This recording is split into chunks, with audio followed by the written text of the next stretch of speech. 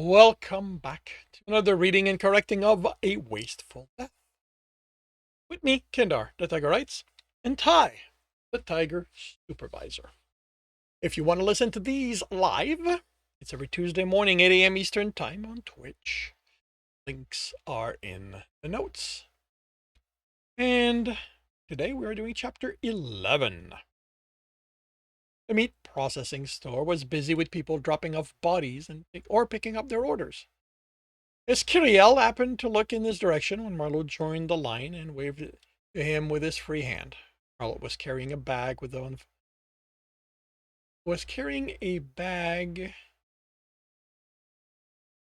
unfolded.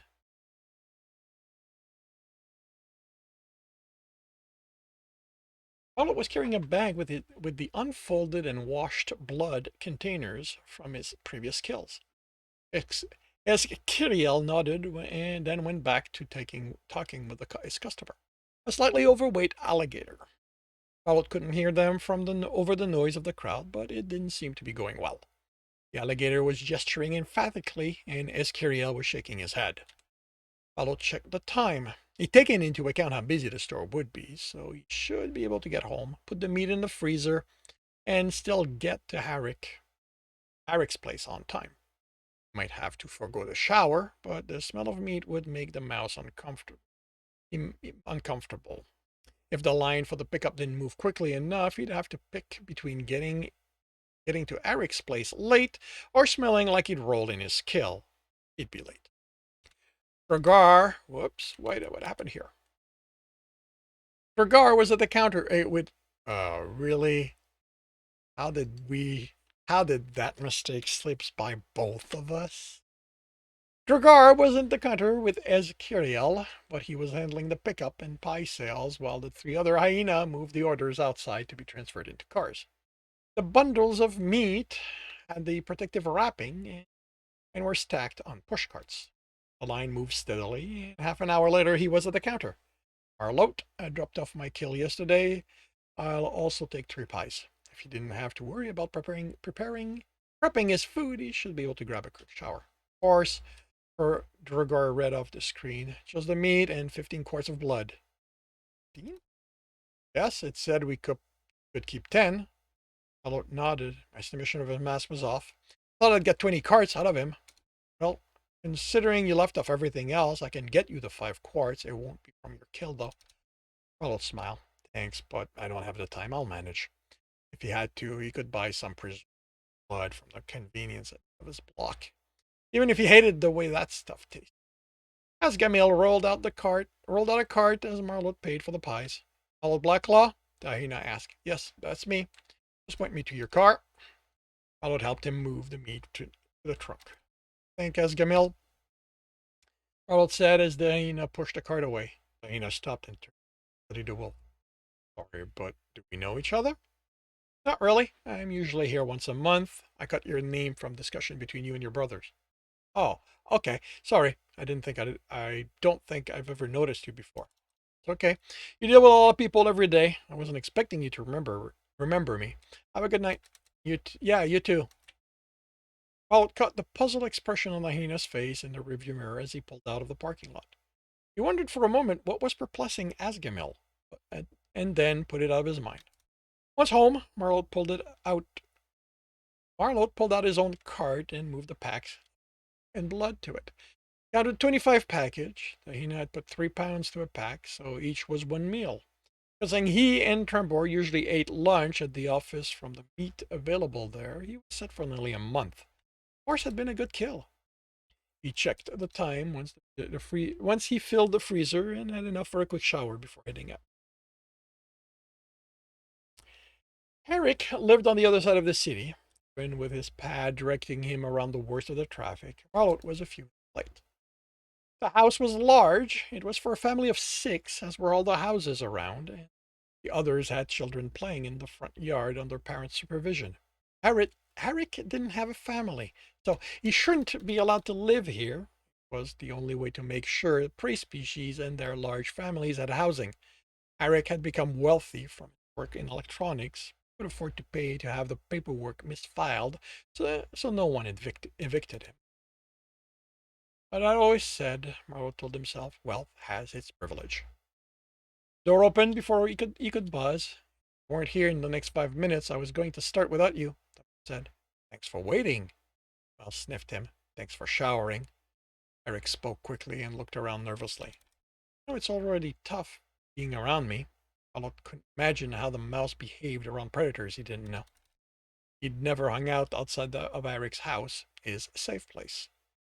He walked by rooms filled with electronics, every room except for his bedroom, his office, like someone had computer and pads and left parts, shredded computers and pads and left the parts piled up on the floor. Powell didn't know how the mouse could work in such an environment, but he couldn't deny his success.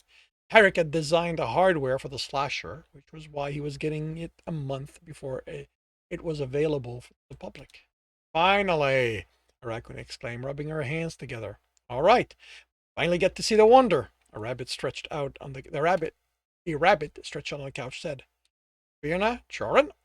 Paul greeted them. Where's Rukali? She was the last of their quintet. She can't make it, Brent said, getting up and moving to the desk, which was a large box with Interon's logo on each side. The rabbit put a claw under the flap, but Herrick slapped it away. Patience, patience. My system, my privilege to open it. And you better do it before I get too impatient, Arnold said. As usual, they were nervous in his presence. They couldn't help it. He was a predator, and they knew he could help reacting to their presence, finding himself slightly on edge and wanting to chase one of them. He wouldn't do it. Not only was it impolite in the extreme to hunt your host or his guest, but they were his friends. Eric carefully opened the box, then pulled out the system. It was a black cube, almost a foot on all sides. Eric placed it in the center of the desk. That's it? Mina said. The way you were talking about it, I was expecting something more impressive. Where's the screen? Marlot asked. They didn't ship it with one. I have plenty. Eric pulled one from the floor and set it on the box. Joran grabbed the keyboard and handed it to the mouse. I won't need it. Don't you need it to interact with the system? Yes, but the slasher comes with its own keyboard. Marlot studied the system. Matte black plastic casing with no visible seams. He expected them to be on the underside, as not to mar the simplicity of the design. It was one thing Interon was consistent about. I don't see where it's stored, the wolf commented. That's because it isn't. The mouse pressed the corner and the system beeped. The screen flashed and the Interon logo appeared. Less than 5 seconds later, the screen showed the standard display. It boots up faster, I said. It has a new Interon slasher processor. It's using millicent security in AFIM encoding. That alone doubles its speed. Memory is now on the flatline connection, so information transfer only takes a millionth of a second. I was impressed. Is it still using the A core language? Yes. They considered going to Cintico, but not enough programmers use it. Miller was happy for that. He knew Cintico, but he found it too bulky of a language. Well, that it was supposed to make programming more intuitive. A core was still his preferred language. Still don't see the keyboard, Erwin mentioned. Eric smiled. That's because you're not looking. It's right here. Mouse tapped the empty desk in front of the system and the keyboard appeared. It's a light projection? The raccoon asked. Yes, the projector is at the base of the casing. Its size can be adjusted, and its location perception is extremely accurate. Quickly type commands, bringing up management windows and code for the operating system. Marlo looked at it, but it was going by too fast to make much of it. Eric was just showing them how responsive the thing they didn't take into account a good part of the population. Marlo wriggled his fingers and typed on the desk, his claws clicking loudly against the wooden surface. There's a lot of us who either don't have the retractable claws or don't keep them short. I'd gouge a hole in my desk in no time. Eric nodded. It still recognizes external keyboard. You don't have to use the integrated one. Good, Trent said. He pulled the keyboard he was holding on the desk. Move over. I want to see what this baby can do. This concludes chapter 11 of A Wasteful Death. If you are enjoying this, please give a like. When the chapter is going to be next chapter, subscribe and hit the bell. if you want to support me, I know if you want to read the book as well as the others in this series, they are available on all major e-retailer. To support me, that's on Patreon, where you can also get access to just about everything I've written. And if you want to listen to these live, it's on Twitch every Tuesday morning, 8 a.m. Eastern Time. Links are in the notes. And with that, I wish you a good day.